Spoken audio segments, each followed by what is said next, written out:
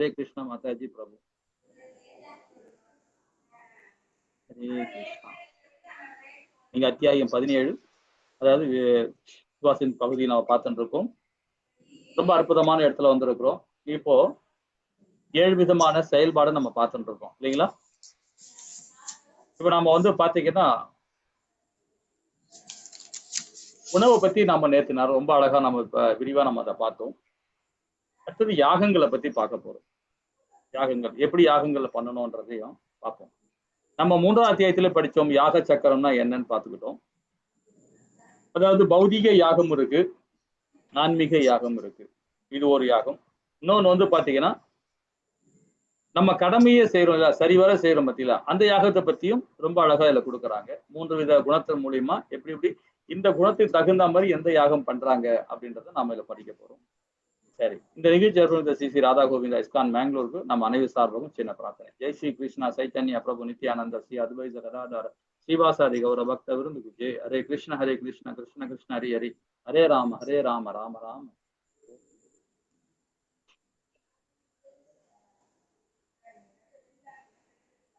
ஹரே கிருஷ்ணா கிருஷ்ணா கிருஷ்ணா ஹரே. யாகங்களின் முக்குணங்கள். யாகங்கள் பாத்தீங்கன்னா என்ன மாதிரி எந்த குணங்கள் நம்ம எந்த மாதிரி யாகம் பண்றோம், சுத்த சத்துவத்துல இருந்து எந்த மாதிரி யாகம் பண்றோம் அப்படின்ற 4 குணத்துக்கு தகுந்த மாதிரி என்ன யாகம் பண்றதை நம்ம பார்க்க போறோம். 11ல இருந்து 13வது பதம் வரைக்கும் பார்க்கலாம். ஹரே கிருஷ்ணா பிரபுஜி. ஹரே கிருஷ்ணா மாதாஜி. நேத்து 17.7 வரதான் பார்த்தோம் பிரபுஜி. 17.8 எல்லாம் பார்க்கல. பார்க்கலையா? படிச்சோமா மாதாஜி எல்லாம்? பாருங்க படிச்சு. ஒருவேளை எங்களுதுல நெட் போயிடுச்சு, அதால போயிட்டு இருக்கும்னு நினைக்கிறேன். நான் யூடியூப்ல பாத்துக்கிறேன். ஓ, யூடியூப்ல பாத்தீங்களா? இல்ல நான் உங்களுக்கு 17.7 வரை பாத்துனே இருந்தேன். நெட் போயிடுச்சு. கரண்ட் கட் ஆகி நெட் போய் வரதுக்குள்ள கிளாஸ் முடிஞ்சிடுச்சு. Okay okay okay. நான் அப்புறமா யூடியூப்ல கண்டினியூ பண்ணிடுறேன். சரிங்க மாதாஜி. ஆனா ஆக்சுவலா நேத்துக்கு நம்ம இது வரைக்கும் முடிச்சிட்டோம். இது வரைக்கும் பார்த்தோம். ஆமா ஆமா. Okay okay Prabhuji. சரி, ஹரே கிருஷ்ணா. ஹரே கிருஷ்ணா. யாகங்களின் முக்குணங்கள், என்ன மாதிரி யாகங்கள் பண்ணணும் அப்படின்னு பாத்தீங்கன்னா முக்குணங்கள் சம்பந்தப்பட்ட நம்ம பார்க்க போறோம். இப்ப நம்ம எப்பவுமே ஒன்னு ஆரம்பிக்கிறோம்னா நம்ம முன்னாடி ஒரு கண்ணோட்டம் பார்ப்போம். அது நம்ம எப்பவுமே வழக்கமா வச்சிருக்கோம் இல்லைங்களா?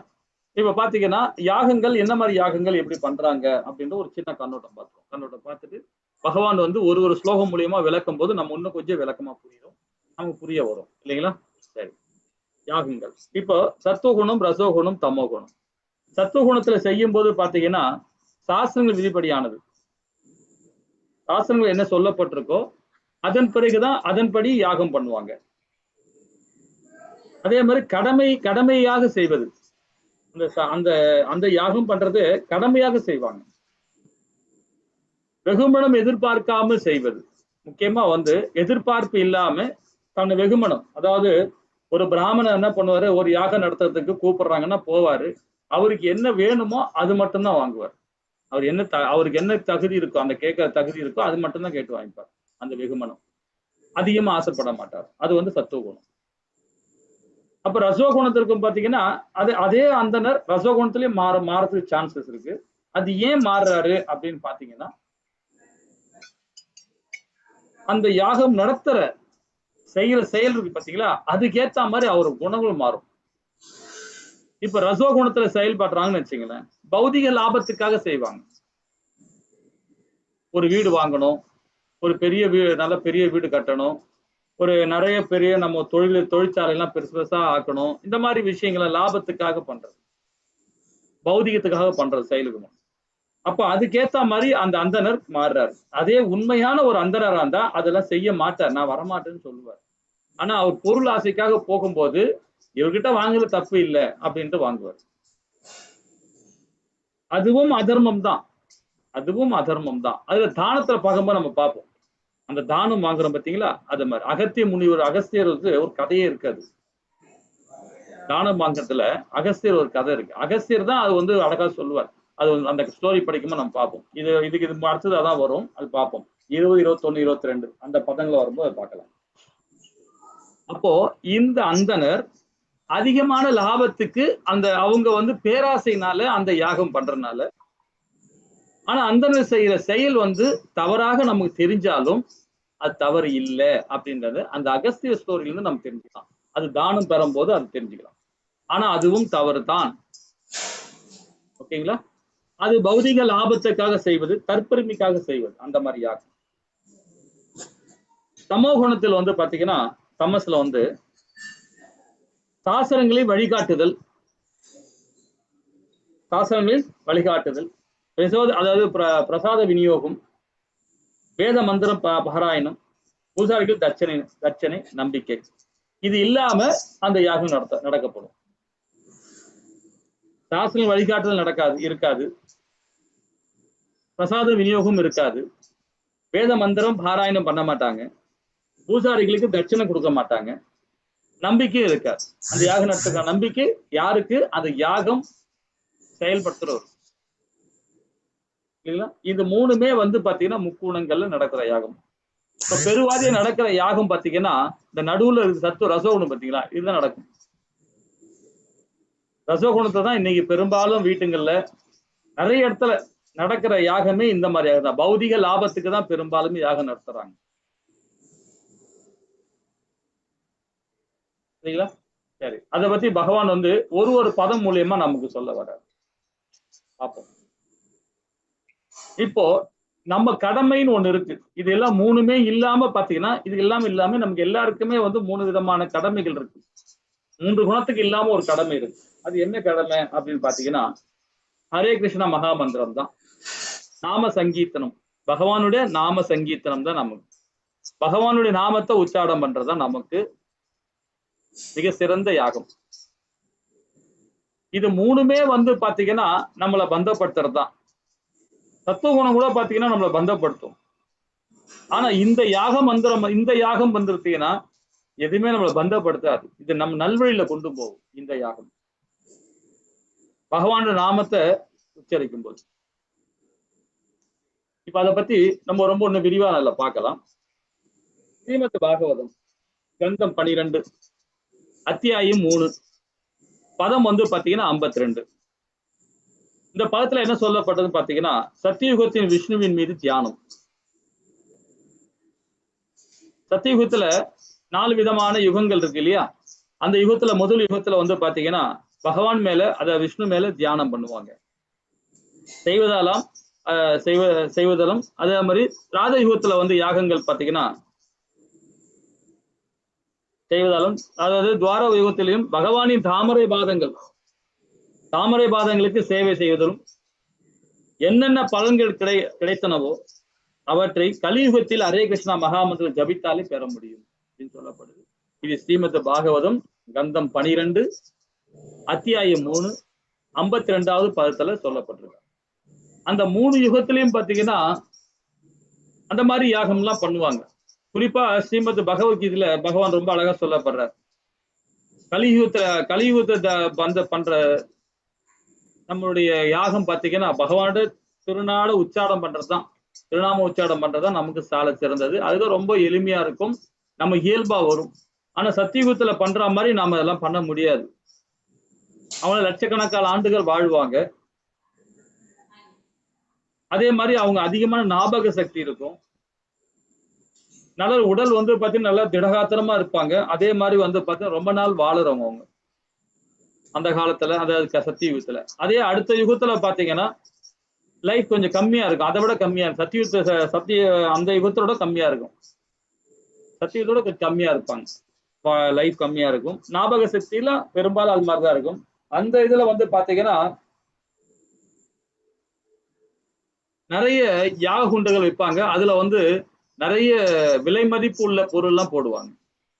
வைரம், வைடூரியம், பட்டு, பனாரஸ் இந்த மாதிரி எல்லாம் போட்டு பகவானுக்கு பண்ணுவாங்க அந்த இதுல. அது வெங்கல யுகம் சொல்லப்படுது. பகவானுடைய முழுமுதற் கடவுளாக அவதாரம் கொடுத்தது துவார யுகத்துல வந்து பாத்தீங்கன்னா கோவில் வழிபாடு, பெரிய பெரிய கோபுரங்கள் கட்டுறது, கோவில் கட்டுறது, இதுமே யாகமா செய்வாங்க. கோவில் கட்டுறதுக்கான அடிக்கல் நாட்டுறது, இந்த மாதிரி யாகம்லாம் நிறைய பண்ணுவாங்க. ஆனா அதே வந்து இரும்பு யுகம் காலமான கலியுகத்துல வந்து பாத்தீங்கன்னா அந்த 3 யுகங்களும் செய்யற செயல் நம்ம செய்ய முடியாது.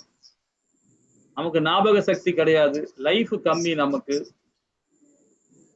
இது வந்து பாசாங்குத்தனமான லோகம் இல்லையா, இந்த கலிகாலம் இரும்பு யுகம் இல்லையா. அதனால அதுக்கு எளிமையான வழி என்னன்னா பகவானுடைய ஹரே கிருஷ்ணா மகாபான் தான்.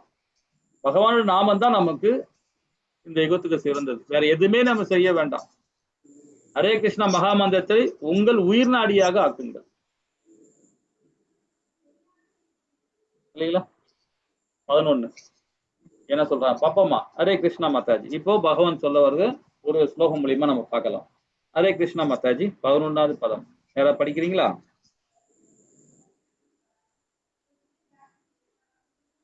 ஹரே கிருஷ்ணா ஹரே கிருஷ்ணா. யாராவது படிக்கலையா? ஹரே கிருஷ்ணா.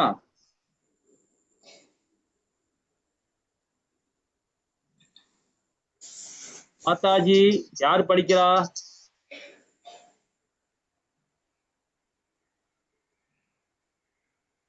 இந்த இடத்துல யாரும் படிக்கல. பாக்கியலட்சுமி மாதாஜி. ஹரே கிருஷ்ணா பிரபுஜி. நான் படிக்கிறேன் பிரபுஜி, படிக்கிறேன் பிரபுஜி. ஹரே கிருஷ்ணா. ஹரே கிருஷ்ணா. அபலா காங்ஷி பிரியஞ்சோ விதித்ருஷ்டோ யஜ்யதே யஷ்டவ்யமே வேதி மனஹ சமாதாய ச சாத்விகஹ. ஹரே கிருஷ்ணா பிரபுஜி. ஹரே கிருஷ்ணா மாதாஜி. ஹரே கிருஷ்ணா. சாஸ்திர விதிகளின்படி கடமையை நிறைவேற்றுவதற்காக பலனை எதிர்பார்க்காத நபர்களால் செய்யப்படும் யாகம் சத்துவ குணத்தில் சார்ந்ததாகும் அப்படின்னு சொல்லப்படுது. எதிர்பார்ப்பு இல்லாம செய்யற யாகம் தான் வந்து பாத்தீங்கன்னா சத்துவ குணத்தில் இருக்கிறது. எந்த பலனும் எதிர்பார்க்காம செய்யறது.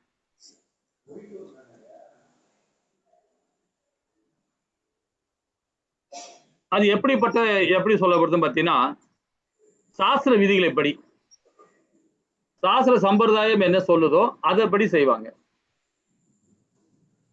இப்ப கோவில்ல வந்து பாத்தீங்கன்னா கும்பாபிஷேகம் பண்ணுவாங்க.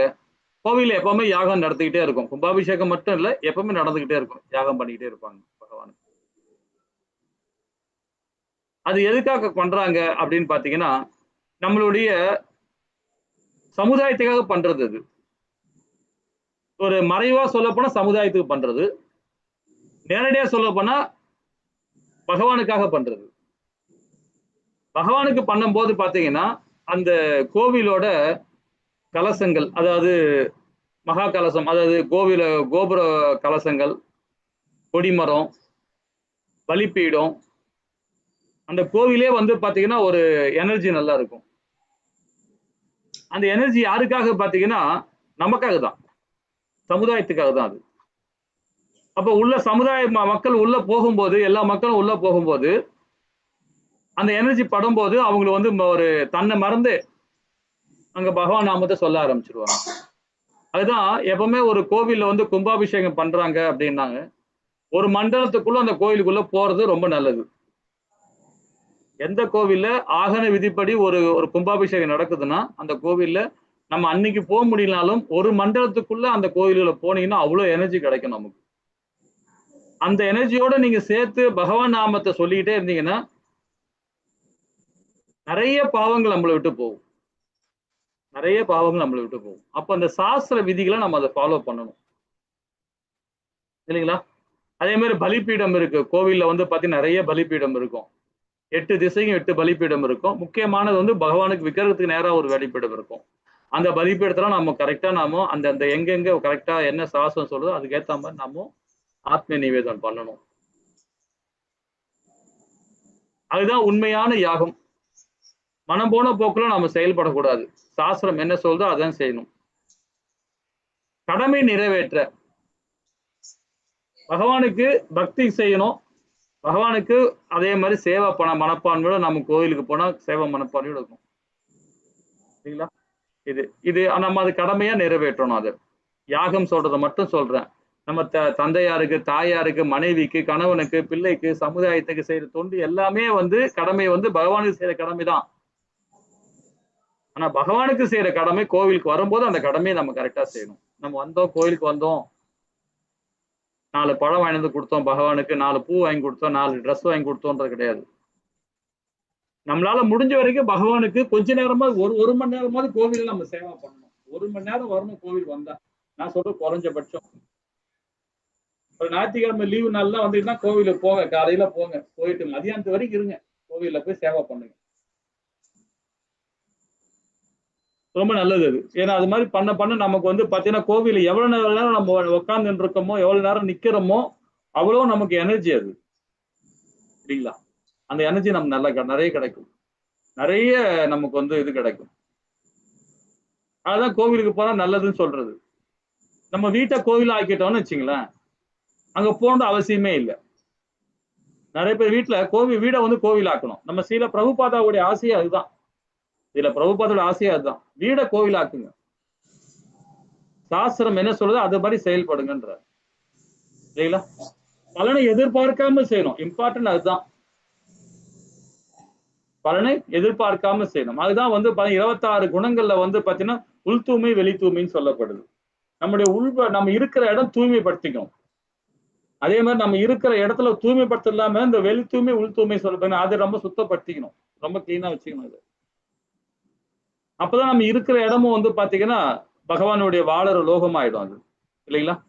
அது எதுக்காக? பலனை எதிர்பார்க்காம செய்யணும். அது இம்பார்ட்டன்ட் அதுதான். நாம சுகாதாரமா இருக்கணும், நம்ம குடும்பம் மேன்மை அடையணும், அந்த பலனை எதிர்பார்த்து செய்யும் போது அது எல்லாமே ஆப்போசிட் ஆயிடும். இல்லைங்களா? அப்போ இது எல்லாமே அது எது சொல்லணும்னா சத்துவகுணத்துல இருக்கிற செயல்பாடு. சாஸ்திர விதிப்படி ஃபாலோ பண்ணுவாங்க, கடமையை நிறைவேற்றுவாங்க, பலனை எதிர்பார்க்காம செய்வாங்க. இப்ப அதே வந்து 12ல ரசோகுணத்தை பத்தி சொல்றார். பாப்போமா? ஹரே கிருஷ்ணா மத்தர். ஹரே கிருஷ்ண பிரபுஜி. பிரபுஜி, எங்க ஊர்ல கும்பாபிஷேகம் நடந்தது பிரபுஜி கோவில்ல. என்னால போக முடியல.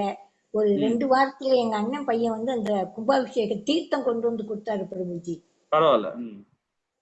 ஹரே கிருஷ்ண பிரபு. 48 நாளைக்குள்ள யூஸ் பண்ணலாம்ல பிரபுஜி? பண்ணலாம் மாதாஜி, பண்ணலாம். ஹரே கிருஷ்ணா. ஹரே கிருஷ்ணா. பண்ணலாம். ஹரே கிருஷ்ணா. 12வது பதம் படிங்க மாதாஜி. நான் படிக்கவா பிரபுஜி? படிங்க. எல்லாரும் மாறி மாறி படிங்க. அபிசந்தாய தூபலம் தம் பாத்தம் அபிசைவயத் இச்யதே பரத ஸ்ரேஷ்ட தம் யங்யம் விக்தி ராஜசம். ஹரே கிருஷ்ணா. ஹரே கிருஷ்ணா. ஆனால் ஏதேனும் பௌதிக நன்மைக்காக அடைவதற்காக அல்லது கற்பெருமைக்காக செய்யப்படும் யாகம் பரதன் தலைவனே ரஜோகுணத்தை சார்ந்தது என்பதை அறிவாயாக. ஏதோ ஒரு நன்மை, அதாவது நமக்கு நன்மை கிடைக்கும் அந்த அர்த்தத்துல செய்யற யாகம் வந்து பாத்தீங்கன்னா ரஜோகுணம் தான். பலனை எதிர்பார்த்து செய்யற யாகம் வந்து என்னைக்குமே வந்து அது ரஜோகுணம் தான். அது என்ன மாதிரி செய்யப்படுதுன்னு பாத்தீங்கன்னா இதுதான். ஏதோ பௌதிக நன்மை அடைவதற்காக நமக்கு வீடு நல்லா பெருசா வீடு கட்டணும், நம்ம பிள்ளைகளுக்கு நல்லபடியா ஒரு இடத்துல படிக்க வைக்கணும், நல்லபடியா வந்து ஒரு திருமணம் பண்ணி வைக்கணும், ஒரு நிறைய கார் வாங்கணும், நிறைய வீடு வாங்கணும், இந்த மாதிரி பௌதிக எண்ணத்தோடு செய்யற யாகம் வந்து பாத்தீங்கன்னா அது ரஜோகுணம். அந்த மாதிரி எண்ணமே இருக்கக்கூடாது. எது இப்ப நம்ம வீட்டுல வந்து வீடை கோவிலாக்குறோம்னு நினைக்கும் போது பாத்தீங்கன்னா பகவான் நம்ம வீட்டுக்குள்ள வரணும், தாயார் நம்ம வீட்டுக்குள்ள வரணும், தேவர்கள்லாம் நம்ம வீட்டுக்குள்ள வரணும் அப்படின்னு நினைச்சு நம்ம யாகம் பண்ணும்போது அது சிறந்தது. நீங்க அத மாதிரி பண்ணாவே போதும், பலனை எதிர்பார்க்க மாட்டீங்க. ஏன்னா அந்த எண்ணமே நமக்கு வராது. ஏன்னா பகவான்கிட்ட நம்ம வேண்டதை என்ன வேண்டுவோம்? எதிர்பார்ப்பே வேண்டாம்ன்ற பத்தி தான் நம்ம வேண்டுவோம். இல்லைங்களா? பகவான்கிட்ட வேண்டதை எப்படி பெருமாள்கிட்ட எப்படி வேண்டுவோம்? பகவானே உங்ககிட்ட எதுவுமே நீ எதிர்பார்க்க கூடாதுன்ற அந்த தன்மை மட்டும் எனக்கு கொடு பகவானே தான் வேண்டுவோம். அப்ப நம்ம எதிர்பார்ப்பே இருக்காது நமக்கு. இல்லைங்களா? அந்த எதிர்பார்ப்பு இல்லாம செய்யறதுதான் சத்துவ குணம். சத்துவம் இல்ல, சுத்த சத்துவம் அது. அப்போ பௌதிக நோகத்துக்காக செய்யற தவம் வந்து பாத்தீங்கன்னா கண்டிப்பா ரசோகுணம் தான். சில பேர் என்ன பண்ணுவாங்கன்னா வீம்புக்கு எல்லாரையும் சொந்த பந்தெல்லாம் வர வைப்பாங்க, ஊர் மக்கள்லாம் வர வச்சு வீட்டுல ஒரு பெரிய யாகம் நடத்துவாங்க. கற்பெருமைக்காக பண்றது ஒன்றுத்துக்கும் இருக்காது. சில வீட்டுக்கெல்லாம் பாத்தீங்கன்னா நம்ம தெரிஞ்சுக்க ஒரு இருக்காங்க, ஒரு ஃபேமிலி இருக்காங்க, சின்ன சின்ன விஷயத்தெல்லாம் கூட பாத்தீங்கன்னா ஒரு பார்ட்டி வைப்பாங்க. சின்ன சின்ன விஷயத்தெல்லாம் கூட பையனுக்கு ஸ்கூல் லீவு, காலையில் லீவ் விட்டானா உடனே ஒரு பார்ட்டி. கோவிலுக்கு போறோம், நம்ம ஒரு சுற்றுலா போறோம், உடனே அன்னைக்கு ஒரு பார்ட்டி. இது மாதிரி சின்ன சின்ன விஷயத்துல கூட வந்து ஒரு ஒரு விருந்து மாதிரி வச்சு கொடுப்பாங்க, எல்லாருக்கும் வர வச்சு இது பண்ணுவாங்க. இதோட இன்னொரு ஹைலைட் என்னன்னு பாத்தீங்கன்னா, ஒரு பிறந்த நாள் வருது, கல்யாண நாள் வரும், எல்லாருக்கும் ஒரு நல்ல நாள் வரும், காது குத்துற நாள் வரும், ஏதோ ஒரு நாள் வருது. ஒரு வீட்டுல அப்படிதான் பார்த்தேன், காது குத்துனாங்க. அந்த காது குத்துன நாளுக்கு, அந்த குழந்தை காது குத்துனாங்களாம், அந்த நாளுக்கு ஒரு விருந்து வைக்கிறாங்க. சோ இது மாதிரி அது மாதிரி செய்யறாங்க. அந்த யாகம் ஒண்ணு செஞ்சு அதுக்கு வந்து பாத்தீங்கன்னா அந்த குழந்தை காது குத்துறதுக்கு வச்சு அந்த டைம்ல வந்து ஒரு யாகம் பண்ணி அதுல கொஞ்சம் பணத்தை ஈட்டுறாங்க. ஏதாவது ஒரு தேவையில்லாத விரையும் வேற பண்றாங்க. சோ இதெல்லாம் எதுன்னு பாத்தீங்கன்னா தற்பெருமைக்காக பண்றது. இது என்ன குணம் பாத்தீங்கன்னா ரஜோகுணம். அது கால நேரம் வேஸ்ட், பணமும் விரயமாகுது, நம்ம குணமும் மாறுது இல்லைங்களா? இது எல்லாமே வந்து பாத்தீங்கன்னா ரஜோகுணம். இப்ப தமோ குணத்துல செய்யப்படும் யாகம் பாருங்க, இல்ல பகவான் என்ன சொல்றாரு பாருங்க. ஹரே கிருஷ்ணா மாதாஜி.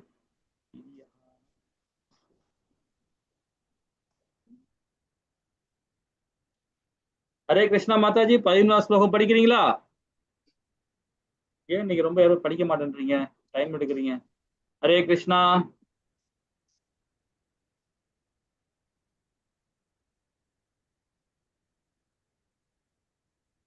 இந்த யாகம் பார்த்தீங்கன்னா 11வது ஸ்லோகத்தை என்ன சொல்லுதுன்னா, சாஸ்திர விதிகளை மதிக்காமல், பிரசாத விநியோகமின்றி, வேத மந்திரங்கள் உச்சாடமின்றி, புரோகிதருக்கு தட்சணமின்றி, நம்பிக்கையின்றி செய்யப்படும் யாகம் தமோ குணத்தை சார்ந்ததாக கருதப்படுகிறது. அப்ப இந்த தானம் பாருங்க, சாஸ்திர விதிகளை மதிக்க மாட்டாங்க.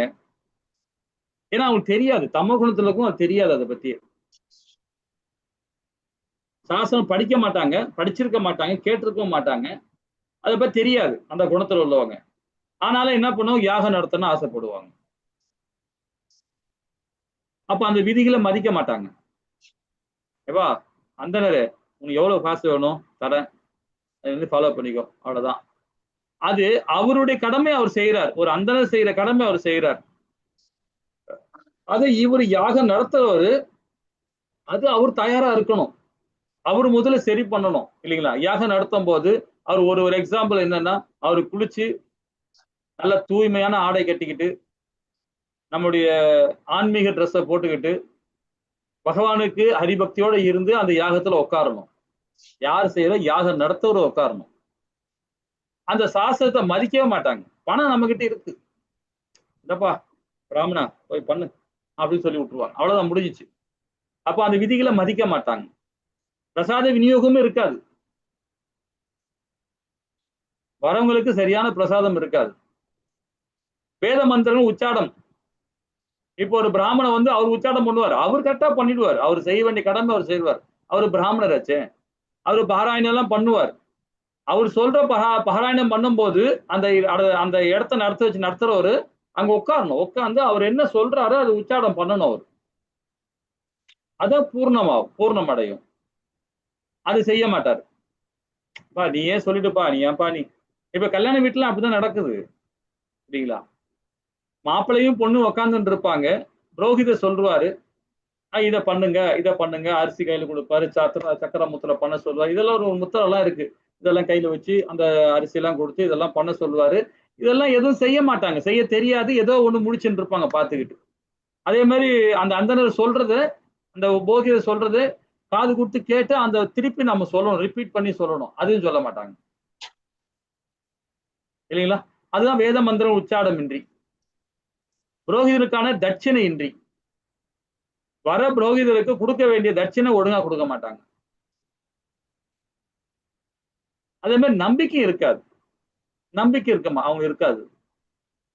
சோ அந்த மாதிரி யாகம் வந்து செய்யறவங்க வந்து தமோ குணத்தில் செய்யப்படும் சொல்லப்படும் இல்லைங்களா? சரி, இது வரைக்கும் பாத்தீங்கன்னா தவங்களை பத்தி நம்ம பார்த்தோம். இனி மனம், பேச்சு, நடத்தை, பேச்சு, மனம் சொல்ல போனா இப்ப அதை பத்தி விரிவா நம்ம பார்ப்போம். இது 14ல இருந்து 19வது பதம் வரைக்கும் விரிவா சொல்ல போறாங்க, பகவான் கொடுக்க போறார். பாப்போமா? ஹரே ஹரே கிருஷ்ண பிரபுஜி. நான் ஒண்ணு மட்டும் சொல்றேன் பிரபுஜி. வேண்டத்தக்கது அறிவோய் நீ, வேண்ட முழுவதும் தருவோய் நீ. எனக்கு என்ன வேணுங்கிறதும் உனக்கு தெரியும், எனக்கு எப்ப கொடுக்கணுங்கிறதும் உனக்கு தெரியும், நீயே கொடுத்துருவ அப்படின்னு. வேண்டத்தக்கது அறிவோய் நீ, வேண்ட முழுவதும் தருவோய் நீ. ஹரே கிருஷ்ண பிரபுஜி. ஹரே கிருஷ்ணா மாதாஜி.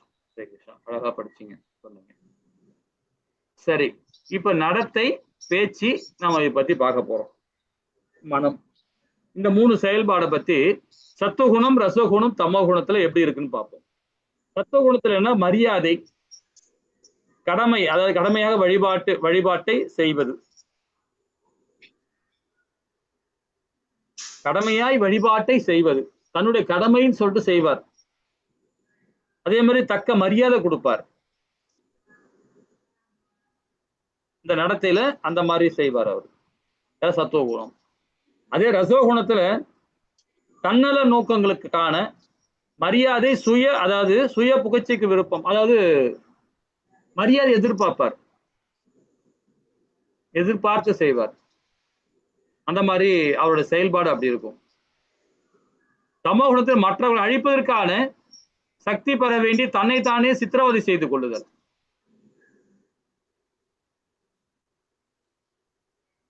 அந்த மாதிரி செயல்பாடு யாரு, தமோகுணத்தில் இருக்கும். இப்ப இந்த 3 விதமான செயல்பாடு பாருங்க. இதுல என்ன சொல்லப்படுதுன்னு பாத்தீங்கன்னா, அடுத்தவர்களை துன்புறுத்துவதற்காக அவங்கள பயம் போத்துறதுக்காக தன்னைத்தானே சித்திரவதை செய்து கொள்வதோ, மற்றவர்களை தன் வழிக்கு வர வைப்பதற்காக அவர்களை சித்திரவதை செய்வது இரண்டுமே மனித வாழ்விற்கு பாதகமானவை. இப்ப நம்ம குடும்பங்கள்ல நிறைய குடும்பங்கள் நடக்குது இந்த மாதிரி விஷயங்கள்லாம். கணவரை எப்படியா நம்ம கண்ட்ரோல்ல வர வைக்கணுன்றதுக்காக தவறான வழியெல்லாம் போவாங்க மனைவிமார்கள். மனைவிமார நம்ம கண்ட்ரோல் வர வைக்கிறதுக்காக கணவன்மார்கள் தவறான வழியில செயல்படுறாங்க. கத்தி எடுத்து இது பண்றது, கொலை பண்ணிடுவேன் பயம் பொத்துறது, உனக்கு பணம் தர மாட்டேன் நீ என்ன ஒண்ணா பண்ணிக்கோன்றது. சோ இந்த மாதிரி எல்லாம் மனைவியை நிறைய சித்திரவதை பண்றாங்க கணவன்மார்கள். சமுதாயத்தை சித்திரவதைப்படுத்துறது, குழந்தைகளை சித்திரவதைப்படுத்துறது. சோ இந்த மாதிரி எல்லாம் பெரியவங்களை அப்பா அம்மாவை சித்திரவதைப்படுத்துறது. சோ இந்த மாதிரி செய்யற செயல் எல்லாமே பாத்தீங்கன்னா நடத்தை ரொம்ப அபாயகரமானது அது, இல்லைங்களா? அது என்ன சொல்லுதுன்னா சண்டால புத்தி. இந்த 3 குணம் இல்லாம இருக்கிற புத்தி சண்டால புத்தி, அரக்க குணம், அசூர குணம் அது, இல்லைங்களா? மனதால கூட அது மாதிரி நினைக்க கூடாது. நம்ம அது மாதிரி செய்யணும்னு நினைச்சாவே போதும், நம்மளை செய்ய வச்சிரும் அந்த மாய. மனதால நினைக்க கூடாது, அது அந்த மாதிரி நம்ம எண்ணமே இருக்கக்கூடாது, இல்லைங்களா? ஹரே கிருஷ்ணா. பேச்சு, நம்ம நடத்தை பத்தி பார்த்தோம். இப்ப பேச்சு. சத்தியம், மகிழ்விப்பது, பயனுள்ளது. இதுக்கு இதை நான் படிப்போம், தானத்தை கொடுக்கும்போது பார்ப்போம். அந்த தானம் படிக்கும்போது ரொம்ப நல்லா இருக்கும், ரொம்ப அற்புதமா இருக்கும். அது உண்மையை பத்தி ரொம்ப அழகா நாம படிக்க போறோம். அது ஸ்டோரி மூலியமா படிக்கலாம். அது சத்தியம், மகிழ்விப்பது, பயனுள்ளது. ரசோகுணம் பாத்தீங்கன்னா அதிகாரப்படுத்துவது, வதந்தி, சுயநல நோக்கத்திற்கானது, தேவையில்லாத விஷயத்த தலையிடுறது, தேவையில்லாத விஷயத்த பேசுறது, அவங்கள பத்தி இவங்களை பத்தி கோல் சொல்றது, இதெல்லாம் ரசோகுணம். இந்த குணம் இருக்கக்கூடாது. பெரும்பாலும் நம்ம சமுதாயத்துல இருக்கு, மேன்மையா இருக்காது, இல்லைங்களா? தற்பெருமையா பேசுறது, இது எல்லாமே ரசோகுணம் தான். பொய் தூண்டுவது, தீங்கிழைப்பது. பொய், அதே மாதிரி டிகர் பண்றது, தூண்டி விடுறது, தீங்கிழைப்பது. இது 3மே பாத்தீங்கன்னா தமோ குணம். இந்த 2 செயல்பாடுமே, ரசோகுணம் தமோகுணம் ரெண்டுமே பாத்தீங்கன்னா நம்மளுக்கு மைண்ட்ல இருக்கவே கூடாது. அந்த எண்ணம் இருந்தாவே நமக்கு பிரச்சனை தான். அது செய்ய வைக்க சூழ்நிலை கொண்டு வந்துருவா மாய. அந்த எண்ணத்துக்குள்ளே நம்ம போகக்கூடாது. சத்துவகுணத்தை கூட பாத்தீங்கன்னா சத்தியம் நம்ம சொல்லுவோம், சத்தியமா நடந்துக்கணும்னு நம்ம நினைப்போம். ஏன்னா அந்த குணம் அது மாதிரி நம்மள மாற்ற வைக்கும். செயல்படுத்த விடாது. ஆனா அதே சுத்த சத்துவத்துல போயிட்டோம்னா இந்த 3 குணங்கள் நமக்குள்ள வரவே வராது. 100% வராது. அதுதான் நம்ம முயற்சி பண்ணணும் இல்லைங்களா? அப்போ இது என்ன சொல்றாங்க பாத்தீங்கன்னா, பேசும் தெரியும் இந்த உத்தியை கையாளுங்கள். இது உண்மையா, இது மகிழ்விப்பதா, இது பயனுள்ளதா? ஆனா இது 3மே பாத்தீங்கன்னா ஏதோ பலனை எதிர்பார்க்க செய்யற மாதிரி இருக்கும். இது எதுவுமே பயனை எதிர்பார்த்து செய்யற மாதிரி இருக்கும். ஆனா இதை பிரிச்சு நம்ம பார்க்கணும். சொல்ல போனா இது பிரிச்சு பார்க்கணும். அப்பதான் பகுத்தறிவு நம்ம சொல்றோம் இல்லைங்களா? ஒரு விஷயத்தை நம்ம பகுந்து நம்ம அது சரியா இருக்கான்னு நம்ம பகுத்து பார்க்கணும். அது நம்ம அந்த 6ஆம் அறிவுன்னு சொல்றது. அப்போ இது உண்மையா, இதை மகிழ்விப்பதா, இல்ல பயனுள்ளதா? இதை பார்த்து நம்ம செயல்படுத்தணும். இப்போ மனது, பேச்சு பார்த்தோம், நடத்தை பார்த்தோம், இப்ப மனது. மனது நண்பனாக்குவதோ விரோதியாக்குவதோன்றது 6வது அத்தியாயத்துல படிச்சிருக்கோம், 3வது அத்தியாயத்துல படிச்சிருக்கோம். இப்ப நம்ம முடிவுரை கொடுக்கிறார் பகவான் இந்த அத்தியாயம் மூலியமாக. திருப்தி ஊற்றுறது, போதுமானது, மனப்பான்மை. இந்த 2 செயல்பாடும் பாருங்க, திருப்தி இருக்கணும். எது செஞ்சாலுமே நமக்கு திருப்தி இருக்கும். திருப்தி இல்லைன்னா இன்னும் மேல மேல செய்யணும் வந்துகிட்டே இருக்கும். அது ரசோகுணத்துல கொண்டு போய் வச்சிடும். நம்ம திருப்தி அடையணும். இன்னைக்கு நமக்கு இது கிடைச்சிருக்குப்பா, இது போதும் அப்படின்னு நினைக்கணும். இல்ல இன்னும் கொஞ்சம் போனா நல்லா இருக்குமே, இன்னும் கொஞ்சம் கிடைச்சா நல்லா இருக்குமே, இன்னும் கொஞ்சம் ஹார்ட் ஒர்க் பண்ணலாமே அப்படின்னு ஸ்டெப் எடுப்பாங்க. அது திருப்தி இல்லைன்னா அது ரசோகுணத்துக்கு தான் போயிடும் இல்லைங்களா? ஸோ அந்த மாதிரி திருப்தி இருக்கணும். அது சத்துவ குணம். ரசோகுணது திருப்தி அற்றது, ஏக்கம் இருக்கும். திருப்தி இல்லைன்னா ஏக்கம் வரதான் செய்யும் இல்லைங்களா? நீ ஒரு 10 ரூபாய் கிடைச்சது பத்தாது, இன்னொரு 10 ரூபாய் ட்ரை பண்ணுவோமே அப்படின்னு அந்த ஏக்கம் வந்துடும். அது ரசோகுணத்தோட செயல்பாடு. அது தமோ குணம் மாய. இது எதை பத்தியும் தெரியாது. இந்த 2 குணத்திலே ஏதோ செஞ்சுட்டு இருப்பாங்க. இவங்க எதை பத்தி தெரியாது, மயக்கத்திலே இருப்பார். பிரேம அப்படியே மந்தப்பட்ட புத்தி மாதிரி இருப்பார். அப்ப இதோட செயல்பாடு என்னன்னு சொல்றது பாத்தீங்கன்னா, மனதை பகவான் கிருஷ்ணன் ஈடுபடுத்துவதே மிகவும் சுலபமானது, ஆனந்தம் மிக்கது மற்றும் மிக உயர்தரமான அனுபவமாகும். அது மிகவும் கவர்ச்சிகரமான இருக்கையை தோன்றும் சமாதியாகும் சொல்ற. பகவானுக்கு நம்ம ஹரிபக்தியோட நம்ம இருந்தாவே போதும். இப்ப நம்ம 6வது அத்தியாயத்துல படிச்ச மாதிரி 8 விதமான அஷ்டாங்க யோகத்துல படிச்சோம் இல்லையா? 6வது அத்தியாயம் அஷ்டாங்க யோகம். அந்த 8வது நிலை என்ன? சமாதி நிலை. அந்த நிலையை நம்ம அடைய முடியும் பகவானுடைய ஹரிபக்தியோடு இருந்தோம்னா கண்டிப்பாக இல்லைங்களா? ஹரே கிருஷ்ணா. இப்ப 14வது ஸ்லோகம் பகவான் ரொம்ப அழகா கொடுக்க போறார். அப்பமா ஹரே கிருஷ்ணா மக்கள்.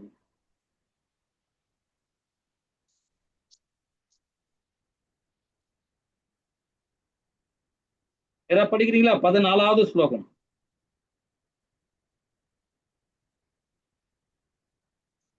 யாருமே படிக்க மாட்டேன்றீங்க, சைலண்டா இருக்கீங்க. திருவிஜய் குரு பிராங்கிய பூஜனம் சௌசம் ஆர்ஜவம் பிரம்மச்சரியம் அஹிம்சாச ஹரிரம் தப உச்யதே. ஹரே கிருஷ்ணா. என்ன சொல்லப்பட்டது அப்படின்னு பாத்தீங்கன்னா, முழுமுழு கடவுள் பிராமணர்கள், ஆன்மீக குரு, பெரியோர்களான தாய் தந்தையர் ஆகியோரை வழிபடுதல் மற்றும் தூய்மை, எளிமை, பிரம்மச்சரியம், அகிம்சை முதலிய உடலின் தவங்களாகும்.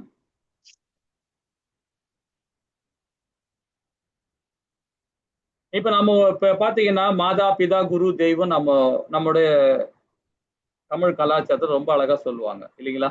மாதா பிதா குரு தெய்வம். அது போல பிராமணர்கள், ஆன்மீக குரு, பெரியோர்களான தாய் தந்தையர் ஆகியோரை வழிபடுதல் மற்றும் தூய்மை, எளிமை, பிரம்மச்சரியம், அகிம்சை ஆகிய உடனின் தவங்களாகும் சொல்லப்படுது. அப்ப எப்படிப்பட்ட தவங்கள் நம்ம செய்யணும்னு பாருங்க. முழுமுழு கடவுள், பிராமணர்கள், ஆன்மீக குரு, தாய் தந்தையர். அப்ப வழிபாடு ஒண்ணு வழிபாடு, இரண்டாவது தூய்மை, மூன்றாவது எளிமை, நான்காவது பிரம்மச்சரியம், ஐந்தாவது அகிம்சை. இப்போ வழிபாடு அப்படின்னு சொல்லும் போது பாத்தீங்கன்னா பகவானை நம்ம முன்னிலைப்படுத்தி நம்ம வழிபாடு பண்ணுவோம். பகவானை முன்னிலைப்படுத்தி வழிபாடு பண்ணும்போது பாத்தீங்கன்னா ஆட்டோமேட்டிக்கா நம்ம பிராமணனுக்கு கொடுக்குற மரியாதை கொடுப்போம். ஆன்மீக குருவுக்கு என்ன கொடுக்கணும் அந்த மரியாதை கரெக்டா நம்ம கொடுக்க ஆரம்பிச்சிருவோம். அதே மாதிரி தாய் தந்தைக்குள்ள அந்த மரியாதை நம்ம கொடுக்க ஆரம்பிச்சிடும் வழிபாடு பண்ணும்போது. அதே மாதிரி தூய்மை அப்படிதான். உள் தூய்மை வெளி தூய்மைன்னு சொல்லும் போதே பாத்தீங்கன்னா உள் தூய்மை நம்ம என்ன பண்ணோம், ஆத்ம சுத்தம் பண்ணுவோம். ஆத்ம சுத்தத்தை பார்த்து நம்ம செயல்பட ஆரம்பிச்சிருவோம். வெளி தூய்மைன்றது இந்த மாதிரி இந்த பிராமண குவாலிட்டி இல்லைங்களா? பகவானுடைய கண்டி மாலை போடுறது, சிகா விடுறது, திலகம் விடுறது, திலக்கு போடுறது, நம்ம பிராமண குவாலிட்டியில் நம்ம இருக்கிறது. ஸோ இதெல்லாம் பார்த்தீங்கன்னா வெளி தூய்மை. உள் தூய்மைன்றது பார்த்தீங்கன்னா நான் ஆத்மா அந்த செயல்பாடு பண்ணுவோம். அப்போ அது நான் ஆத்மான்னு சொல்லும் போதே பார்த்தீங்கன்னா மற்ற ஆத்மாவுக்கு உள்ள மரியாதை நம்ம கொடுக்க ஆரம்பிச்சிடும். அது யாரா இருந்தாலும் சரி, புழு பூச்சாலும் சரி, பிராமணா சரி, அப்பா அம்மா இருந்தாலும் சரி, ஆட்டோமேட்டிக்கா அந்த குணம் வந்துடும். அந்த தூய்மை என்ற செயல்பாடு உள் தூய்மை வெளி தூய்மை சுத்தப்படுத்தும் போது பார்த்தீங்கன்னா ரொம்ப அழகான அந்த தவங்களை நம்ம ஃபாலோ பண்ண ஆரம்பிச்சிடும். எளிமை, இது வந்து பாத்தீங்கன்னா நம்முடைய 26 குணங்கள் பார்த்தோம் 16ஆம் அத்தியாயத்துல, தெய்வீகமான குணங்கள். இது ரொம்ப இம்பார்ட்டன்ட் வந்து எளிமை. எளிமைன்னு சொல்லும் போதே பாத்தீங்கன்னா சத்துவகுணம் கூட வராது. எளிமை சத்துவகுணத்தோட பாத்தீங்கன்னா எளிமையா இருக்குன்னு ஆசைப்படுவாரு, ஆனா அவரால் செயல்படுத்த முடியாது, சந்தோஷம் அடைவார், ஞானத்தால பந்தப்படுவார். அந்த எளிமையை கடைபிடிக்க முடியாது அவரால். சுத்த சத்துவத்துல இருக்கிறவங்க தான் அதை ஃபாலோ பண்ண முடியும் எளிமை சொல்லும் போது. அதே மாதிரி பிரம்மச்சரியம் அப்படிதான்.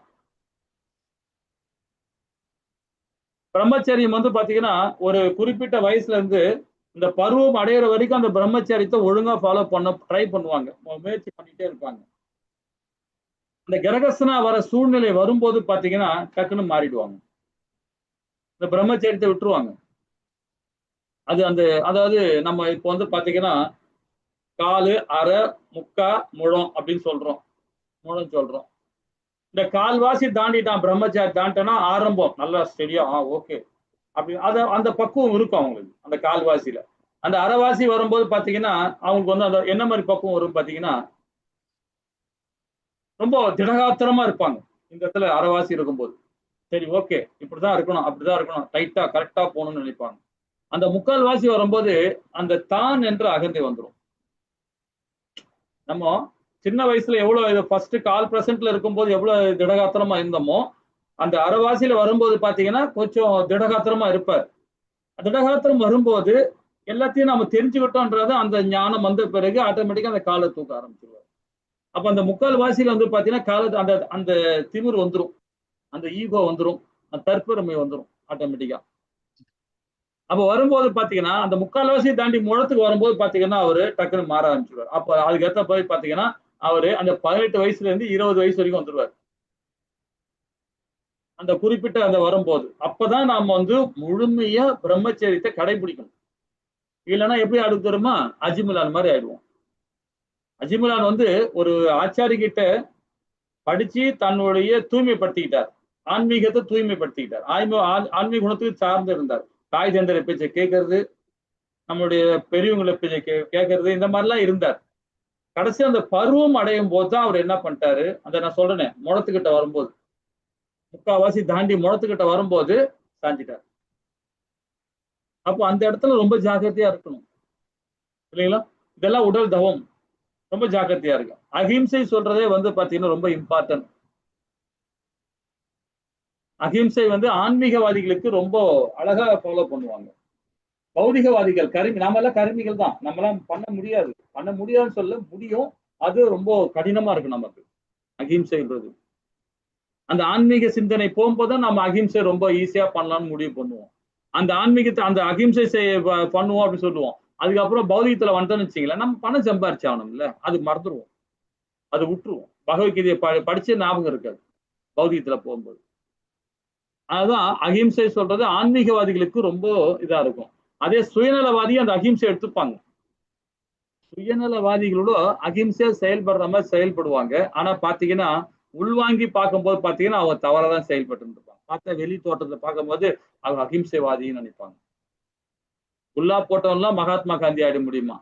ட்ரெஸ் இல்லாம சுத்தினவருக்கும் ஒரு வேட்டி சட்டை மகாத்மா காந்தி ஆயிட முடியுமா? இல்லைங்களா? ஓகேங்களா? ஹரே கிருஷ்ணா. சரி, 15வது ஸ்லோகம் ரொம்ப அற்புதமான ஸ்லோகம் இது. இதுல என்ன சொல்லப்பட்டிருக்கு அப்படின்னு பாத்தீங்கன்னா, உண்மையானதும் இனிமையானதும் நன்மை அளிப்பதமான பேச்சு, பிறகு மனதை துன்புறுத்தாத பேச்சு, வேத இலக்கியங்கள் முறையாக உச்சரித்து ஆகிய தவத்தின் தவங்களாகும். அதாவது வாக்கின் தவங்களாகும். இப்போ உண்மையானதும் இனிமையானதும் நன்மை அளிப்பதமான பேச்சு. இப்போ 3 விஷயம் பாருங்க. உண்மையானதுன்னு சொல்லும் போது நம்ம என்ன சொல்லுவோம்? நீங்களே சொல்லுங்களேன். உண்மையானது நம்ம என்னன்னு சொல்லுவோம்? ஹரே கிருஷ்ணா மாதாஜி பிரபு. யாருமே பதில் சொல்ல மாட்டாங்க. உண்மையானது பிரபுஜி, உண்மையானதுன்னா மத்தவங்க மனச நோகடிக்காம அந்த வார்த்தை பேசினா சரியானு யோசிட்டு, அப்படி பேசினா மத்தவங்க மனசு கஷ்டப்படுதுன்னா மௌனமா இருக்கிறது உண்மையானது. ஹரே கிருஷ்ணா. இப்ப நான் அதுக்கு ஒரு விளக்கம் கொடுக்கிறேன். உண்மையானதுன்னா பொய் பேசக்கூடாது. பொய். இது ஸ்ரீமத் பாகவதம், பகவத்கீதை, வேதங்கள்ல ரொம்ப அழகா கொடுத்திருக்கிறாங்க. எந்த இடத்துலயுமே பொய் பேசக்கூடாது. இதுதான் நம்மளுடைய தவமா இருக்கணும். உண்மையானது அதுதான். மத்தவங்கிட்ட உண்மையானது இது அது இல்ல. உண்மையானதுன்னா பொய் பேசக்கூடாது. முக்கியமா பொய் பேசக்கூடாது. அது தர்மமே அல்ல. பூமாதேவியே சொல்றா. என்ன சொல்றான்னு பாத்தீங்கன்னா, இந்த கொடியவனு கூட நான் தாங்கிப்பேன். கொடியவன் இருக்கான் இல்லைங்களா, அவனை கூட தாங்கிப்பேன். எவ்வளவு பெரிய பிரச்சனை வந்தா அந்த பூமியை தாங்குவேன். ஆனா பொய் பேசுவனா தாங்கவே முடியாது என்னால அப்படின்றாங்க. பூமாதேவி சொல்றாங்க. ஒருத்தன் பொய் பேசுறான்னா அவனா என்னால தாங்கவே முடியாது, எனக்கு அவ்வளவு பாரம் எனக்கு அப்படின்றாங்க. நம்ம இது வரைக்கும் பொய் பேசியிருந்திருக்கலாம், இல்லைன்னு சொல்லல. நம்ம எல்லாருமே பொய் பேசுறாள்தான். ஏதோ ஒரு இடத்துல சூழ்நிலைக்கு ஏற்ற மாதிரி பேசணும். அதை எப்படி முறைப்படுத்துறாங்கன்றதான் இப்ப நம்ம பார்க்க போறோம். எல்லாருமே பொய் பேசுறாள்தான். நான் இல்லைன்னு 100% பொய் பேசுறவங்க எல்லாமே இருக்கிறாங்க, இல்லைன்னு சொல்ல முடியாது. இல்லைங்களா? எல்லாருமே இவன் கூட பாருங்களேன், யுதிஷ்டிர மகாராஜா என்ன பண்றான்? போர்ல துரோணாச்சாரிட்ட பொய் பேசுறான். தூண்டி விடுறாங்க. என்ன சொல்றாங்க? அசோத்தாமனை கொண்டுட்டாங்களா, நீ பார்த்தையா அப்படின்னு துரோணாச்சாரியை கேட்கிறார். நான் பார்த்தேன், அசோத்தாமன் என்ற யானை கொல்லப்படுவதை நான் பார்த்தேன் அப்படின்றான். அந்த அசோத்தாமனை என்ற யானை சொல்றத மனசுல சொல்றானே தவிர வெளிப்படுத்தல. அந்த இடத்துல அவன் போய் பேசினான், தப்பு பண்ணிட்டான், உண்மை சொல்லல. இல்லைங்களா? அவரை காது படல. ஏன் அவர் காது படல கேட்கலன்னா, அவரு தன்னுடைய பிள்ளை மேல மோகத்துல இருந்ததுனால இவன் உண்மையானவன். யாரு? யுதிஷ்டிர மகாராஜா ஒரு உண்மை பேசுபவன். அசோத்தாமன் என்ற யானை சொல்லும் போது அவரு மோகத்துல போயிட்டார். மோகம்னா அந்த அகங்காரம் வந்துருச்சு அவருக்கு. என் பையனை கொண்டுட்டானே, ஏன்னா அவன் வாயிலிருந்து அசோத்தாமன் சொன்னான். அசோத்தாமன் நான் என் கண்ணால பார்த்தேன் அசோத்தாமன் அப்படின்னு சொன்ன போது இவர் புரிஞ்சுக்கிட்டார். உடனே இவர் வேற மாதிரி ஆங்கிள் எடுத்துக்கிட்டார். இவன் பொய் பேச மாட்டான். அவன் மேல நம்பிக்கை, யார் மேல? யுதிஷ்டிரன் மேல ஒரு நம்பிக்கை. அதனால இவர் என்ன பண்ணிட்டாரு, அவன் அடுத்த சொல்ல வந்ததை காது கொடுத்து கேட்கல. ஆனா அவன் என்ன பண்ணா, அவர் காதுல விழாத மாதிரி பொறுமையா சொன்னான். அசோத்தாமன் என்ற யானையை கொன்னதை என் கண்களால் பார்த்தேன் அப்படின்றான். ஆனா இவன் நினைச்சிட்டாரு துரோணாச்சாரியார், தன்னுடைய அசோத்தாமன்ற பையனை கொண்டுட்டாங்க, பீமன் கொண்டுட்டான் அப்படின்றத நினைச்சுக்கிட்டாரு. அப்ப உண்மையானது அங்க மறைக்கப்பட்டிருக்கு. அதுதான் நம்ம என்ன சொல்றது பாத்தீங்கன்னா, வாக்கின் தவங்கள் ஒன்று உண்மை உள்ளது. வாக்கின் தவங்களில் ஒன்று உண்மை பேசுவது.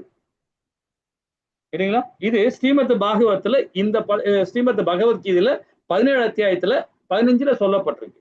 இது அதே மாதிரி வந்து என்ன, உயிரினங்கள் காணப்படும் தன்னால் படைக்கப்பட்ட குணங்களில் ஒன்று உண்மை. இல்லைங்களா? அது உண்மைதானே. பகவானால படைக்கப்பட்ட குணங்கள்ல ஒன்று இருக்கு, உண்மைதானே. அது இதுல சொல்லப்பட்டிருக்காரு. பதம் அத்தியாயம் 10 4வது ஸ்லோகத்துல சொல்லப்பட்டிருக்காரு. இதே ஸ்ரீமத் பகவத்கீதையில குணங்கள்ல ஒன்று இருக்கு, பிரதானமா ஒன்று இருக்கு. அந்த 10வது அத்தியாயம் என்ன அத்தியாயம் அது? யாருக்கு ஞாபகம் இருக்கா? விபூதி யோகம். அதுல சொல்லப்பட்டிருக்காரு. அதுல ஒரு உண்மை இருக்கு. அதே மாதிரி தெய்வீக இயல்புடைய மனிதர்களின் குணங்களில் ஒன்று உண்மை அப்படின்றார். மனிதர்கள்ல வந்து தெய்வீகமான ஒரு குணங்கள் இருக்கு, அது உண்மையா இல்லையா? உண்மைதானே. இது எதுல சொல்லியிருக்காரு பாத்தீங்கன்னா 16 அத்தியாயத்துல, போன அத்தியாயத்துல 2வது பாதத்துல சொல்லியிருக்கிறார். அப்போ உண்மை 3 இடத்துல இந்த பகவத்கீதையிலே சொல்லப்பட்டிருக்கார் பகவான்.